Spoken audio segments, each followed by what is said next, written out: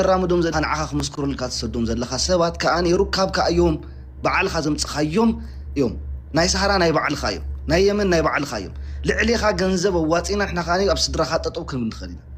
ተረዲኻኒ ድርድር እውን የድልን እዚ ትህበና ስራሕኻ እዩ ምሽዶ ስራሕ እዩ በዚኣ ሰሪሕ ዝነብር ናብ ራየ ማሕደር ምሽ ብተለኻ ደስታኻ ክትሰርሕ ትኽእል ኢኻ ድሊካ ሓሽሽ ክትሸይጥ ትኽእል ኢኻ ኣብዚ ዝግደካ ሰብ የለን ጓልና ግን ተረክበና ሓፍትና ተረክበና ትደልዮ ነገር ትወስድ ኣይ ትወስድን ከኣነ ፅባሕ ንጎ ኣብ ስድራኻ ክትረኽቦ ኢኻ ንሕና ብሕግን ሕጋውነት ኢና ንኸይድ ንስኻ ኣብ ሰሃራ ኮይንካ ብየመንን ብስዑድ ዓረብን ገንዘብ ስለትታሎም ዘለኻ ኣብ ትግራይ ዘሎ ህዝቢ ክትታሎ ይትኽእልን ኢኻ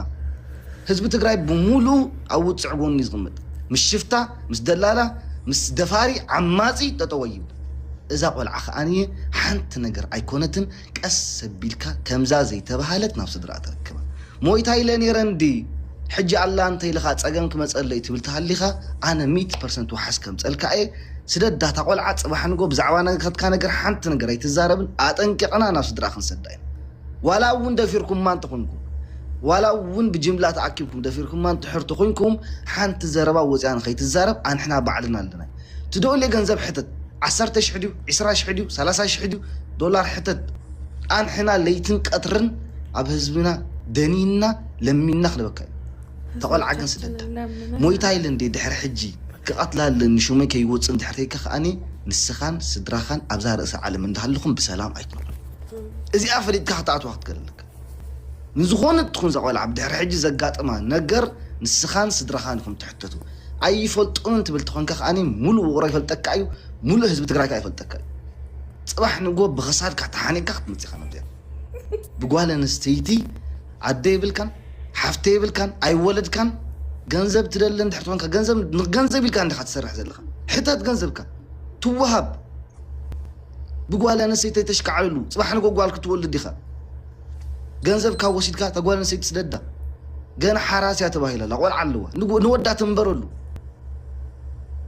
ኣኸለ በቃ ትደልዮ ነገር ሕተት ገንዘብካ ትወስድ ተጓል ምለሳ ኣይሞተትን ጫፋ እውን ከይትነኻ ድሕሪ ሕጂ ንዝመፅእ ይኹን ሓንቲ ነገር ተሓታታይ ንስኻን ሩካብካን ስድራኻን እዚኣ ኻኒ ኣግሂደ ክነገርካ ሎሚ ክደግማይ ፅባሕ ክደግማይ ድሕሪ ፅባሕ ክደግማይ ገንዘብ እስካብ ፍንጨሎ ትባዘለኻ ልዕሊኻ ህዝቢ ኣብዚ ዘሎ ህዝቢ ሙሉእ ህዝቢ ትግራይ ጥራሕ ኣይኮነን ህዝቢ ኢትዮጵያ ሙሉእ እዩ ኣብ ፍንጫኻ ዶ ከም ዝብል ክትፈልጥ ክትክእል ኣለካ እታ ትበልዓ ናብ ከብድኻ ኸማን ሰሪሓ ትበልካ ንሳ ከይተርፈ ኸማይ ኢና ክንሕዛ እዞም ኩሎም ንዓኻ ሽማግለ ኢና ኢሎም መፅኦም ዘለዉ ሶሻል ሚድያ ከኣነ ሽማግለታት ይኩን ናይ ባዕልኻ ሩካባት እዩ ብናይ ባዕልኻ ተምፆም ደለልቲ ምሳኻ መሳርሕትኻ እዮም ሎሚ እውን ፅባሕ እውን ህዝቢ ትግራይ ተዋርድ ክቡር ወረጃ ህዝቢ እዩ ዘለና ህዝቢ ናይ ተዋርዱ ይኣኽሎ ዘለዎ ፀገማት ይኣኽሎ ኾኑ በቃ ተጓርዳ ስደዳ ናብ ስድራ ኣኽል ገንዘብካ ውሰድ ስድራ ጓላ ምልሳ ታጓል መልሳ ናውባ ይኣኽሎም ክልተውርሑ ሙሉእ ነቢዖም ደም ነቢዖም ይኣኽሎም ሕጂ እውን ስድራ ከይተቃተለ ናብ ደምነት ከይኣተወ እዛ ቆልዓ እዚኣ ብስነ ስርዓት ናብ ስድራ መልሳ ዝሓዊ እዚኣ ዝብለካ እንድሕር ሶሻል ሚድያ ክትወፅእ ዘይትኽእል ትኾንካ ኣሞራ ሰማይልካ ሰርች ግበር ኣብ ቲክታክ ኣነ እየ ተኸላይ ዝበሃል ኢልካ ሹምካ ፀሓፈሊ ኣነ ደው ኢለ ትደልዮ ገንዘብ ሕተት ሶሻል ሚድያ ከይወፀኻ ብስነ ስርዓት ብውሽጢ ኣብዚ ኣለዉ በዓል ሙኒት ኣለዋ በዓል ኩልና ኣብዚኣ ዘለና ብሙላእና ተኣኪብና ታ ትደልያ ገንዘብ ትወስድ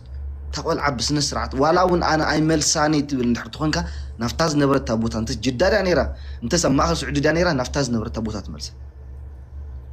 ኣኸለ ወዲና ኣለና በዚያ እኔ ጨርሻለሁ በትግርኛ ማስተላልፈው መልእክት ልጅቷ አልሞተችም አለች የሚፈልገው ገንዘብ ይስጠን አዋጥተን እንሰጠው እግዚአብሔር ይባርክ ወንድማችን እናመሰግናለን በመጀመሪያ